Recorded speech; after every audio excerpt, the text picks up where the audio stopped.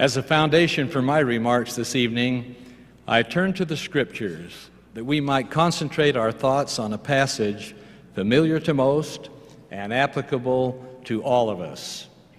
In the book of Malachi, the Lord instructs, and I quote, "Even from the days of your fathers, ye are gone away from mine ordinances, and have not kept them.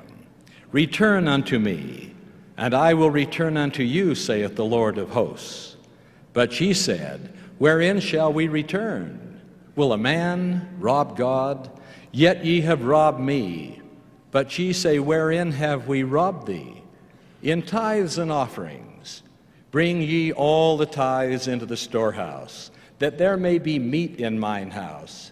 And prove me now herewith, saith the Lord of hosts, if I will not open you the windows of heaven, and pour you out a blessing that there shall not be room enough to receive it. And I will rebuke the devourer for your sakes, and he shall not destroy the fruits of your ground, neither shall your vine cast her fruit before the time in the field, saith the Lord of hosts. For ye shall be a delightsome land, saith the Lord of hosts." Now, Elder Packer has mentioned briefly the law of tithing. President Hinckley will amplify in greater detail this beautiful law of the Lord, which pertains to the financing of his church here on earth. I set forth the passage that we might recognize that this is the Lord's way, tithes and offerings, that his work may go forward so that his people may be blessed.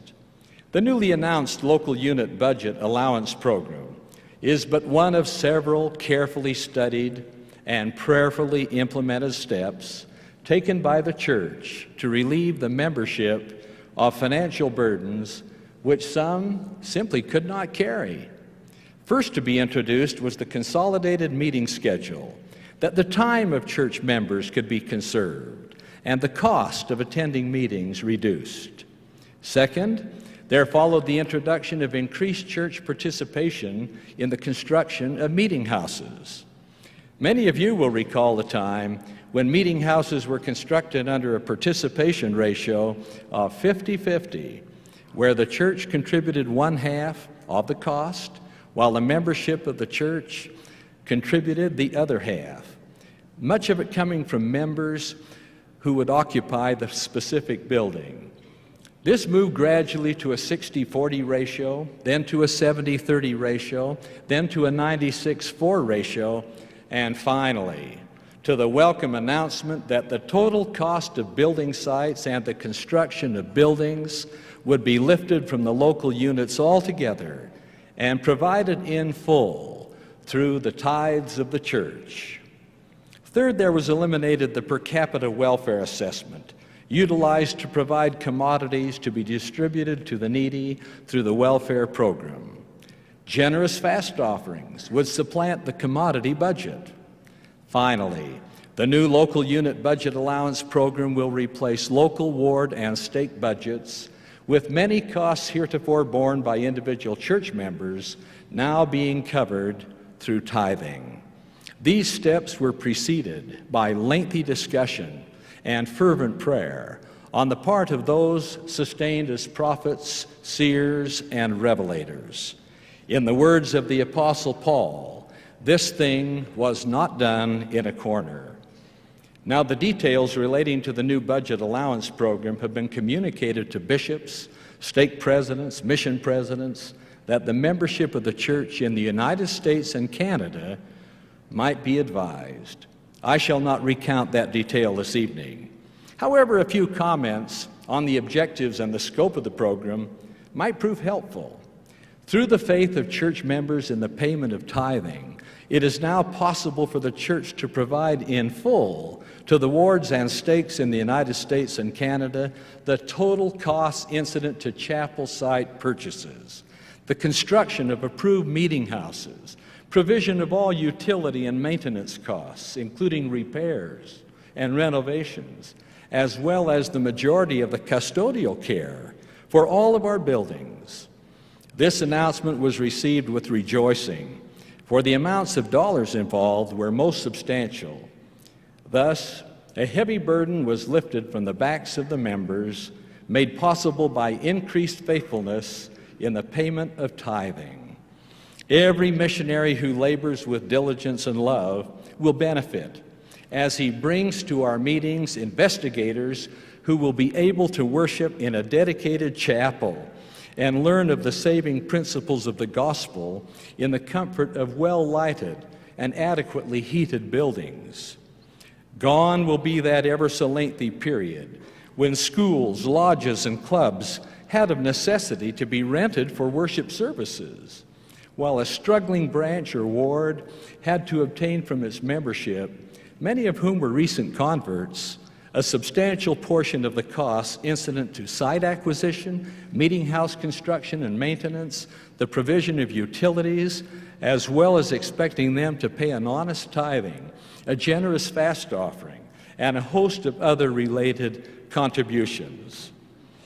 Well do I remember the comment of a particular family in the mission field where my wife and I served. They were investigating church membership. The members loved them. The missionaries brought the investigators to the basement of the local Moose Lodge where the branch met. And then the missionaries said to the new investigators, "This is where you will find the Spirit of the Lord, here in His true church."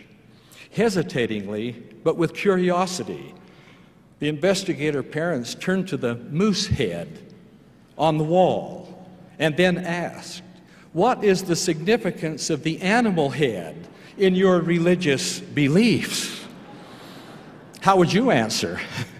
When the missionaries explained that these were temporary meeting facilities, the next question was, is your church here in Sudbury on a temporary basis? The new program will help to eliminate this problem. How grateful I am for this giant step forward in funding all such costs through tithing, even the Lord's way. Now, not so well understood, and perhaps less appreciated, is the announcement pertaining to local unit budgets. It will be helpful if we keep in mind the principles that govern the budget allowance program. The budget allowance program was created to reduce financial burdens on members. Members should not pay fees or be assessed to participate in church programs. Priesthood leaders should reduce and simplify activities wherever it is possible to do so. And activities should be planned at little or no cost, should build testimonies, and provide meaningful service to others. One of our objectives has been to ensure that all budget costs be funded either through the 100% reimbursed items or the per-person budget, that there be no separate assessments or fundraising activities to support the programs of the church. An exception would be that relating to our affiliation with the Scouting program, which has as a basic tenet that a boy earn his own way. Permitted under the budget allowance program is the financing of prescribed Cub, Scout, Varsity, and Explore activities.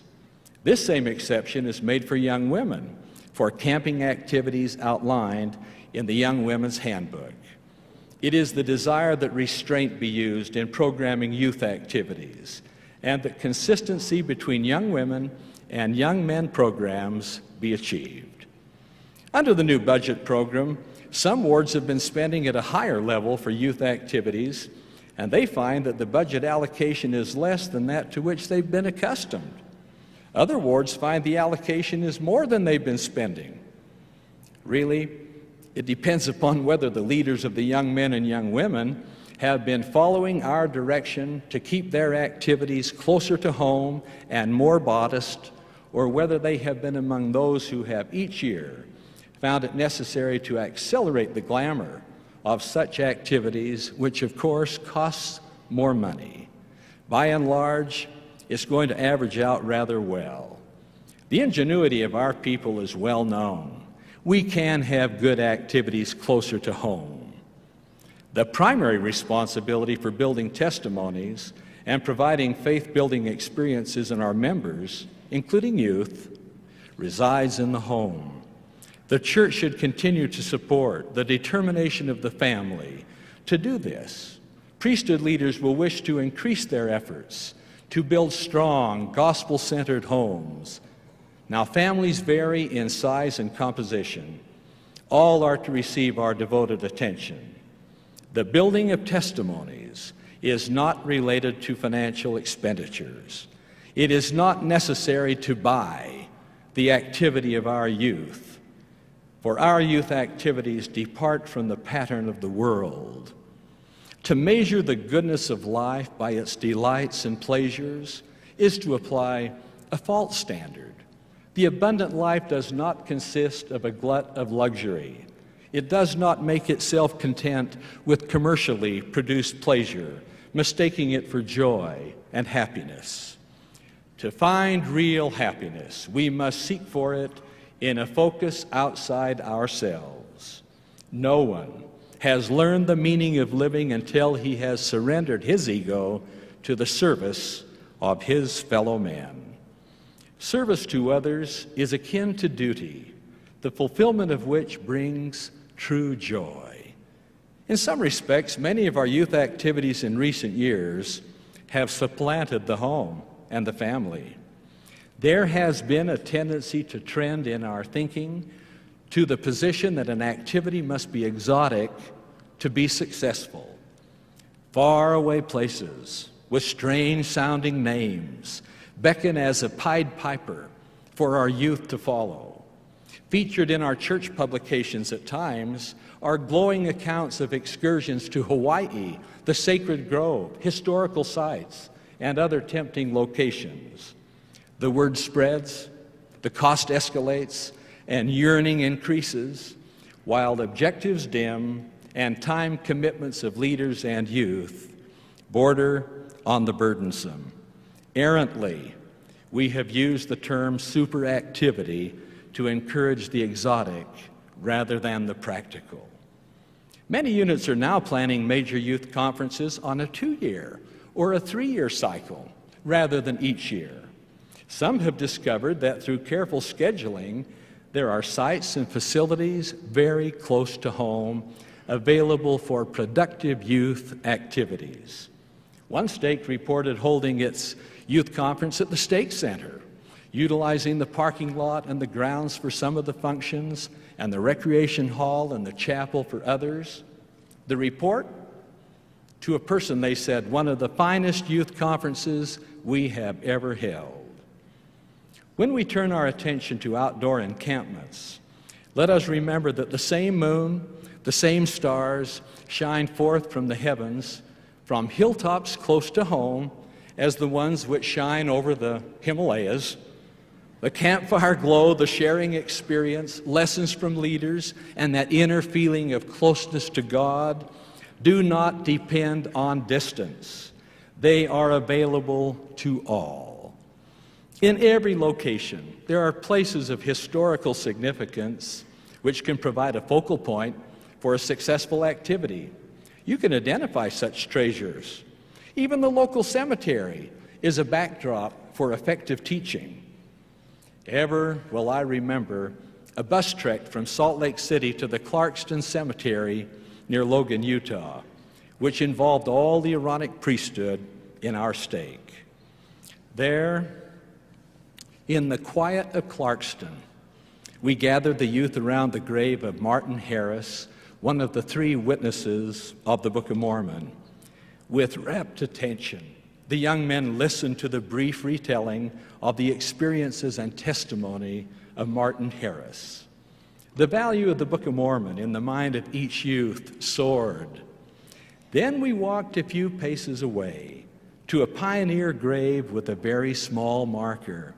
It bore the name of John Malmberg and contained the verse, "A light from our household has gone. A voice we knew is stilled.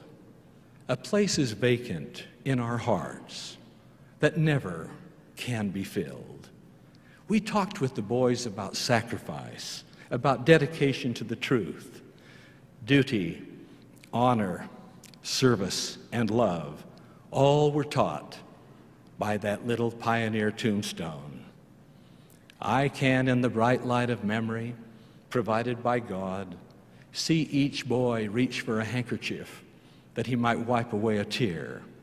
Heard yet are the sniffles which testified that hearts were touched and commitments made. Each youth had determined to be a pioneer, even one who goes before, showing others the way to follow. We retired as a group to a local park where all participated and enjoyed a feast of food. Before returning homeward, we stopped at the grounds of the Logan Temple. We did what we shouldn't do in May. We stretched out on the spacious lawn and gazed at a sky of blue marked by white, billowy clouds, hurried along on their journey by a steady breeze. We admired the beauty of the temple. We talked of sacred ordinances and eternal covenants. Silent pledges were made. Lessons were learned. Hearts were touched. Parents, grandparents, great-grandparents were remembered. Thoughts, they turned to the Master. His presence was close. His gentle invitation, "Follow me," was somehow heard and felt. Such experiences are available to all youth and their leaders. Their financial cost is minimal. The eternal dividends they yield are enormous. Souls indeed are precious in the sight of God, and ours is the power to save these souls. A letter from a member in the eastern part of the United States, received just last week, touched my heart. I would like to share with you its contents. Dear President Monson, I apologize for taking from your busy schedule, but felt I would be a most ungrateful father if I didn't take a few minutes to express my sincere and personal thanks to you and the brethren on the announcement on ward and stake budgets. Yes, we too are grateful to the Lord for this blessed and inspired day, not so much for the financial relief, but more for the hopeful reduction in ward and stake activities that will allow families to return home. It seems that over the years we have become so activity conscious that unfortunately, though well-intended, our focus has been redirected from basic gospel principles to social events and concerns. I rejoice in the thought that the Lord is indeed causing local leaders to return back to basics, that our meetings and activities will focus on the Master and His blessed life. I sense this recent announcement is a big step in that direction. Please know of our great love and respect for you and the brethren. We rejoice in the continual revelation the Lord is sending to His saints. Our prayers continue to be with the prophet and his associates in this great latter-day work. My brothers and sisters, these are momentous days in the history of the church. The Lord has indeed opened the windows of heaven and showered us with His benevolent blessings. Let us be faithful in our tithing obligation to the Lord. Let us be generous in our fast offerings, that the poor and the needy may be blessed. Let us help in proclaiming His glorious message to all the world. Then we can be the beneficiaries of the Lord's beautiful promise found in Isaiah. He, the Lord, gave the quiet assurance, "Thou shalt call, and the Lord shall answer. Thou shalt cry, and He shall say, Here I am. Then shall thy light rise in obscurity, and thy darkness be as the noonday. And the Lord shall guide thee continually, and satisfy thy soul in drought. And thou shalt be like a watered garden, like a spring of water, whose waters fail not." That we may, as a people, merit the blessings of God is my humble prayer, which I ask in the name of Jesus Christ. Amen.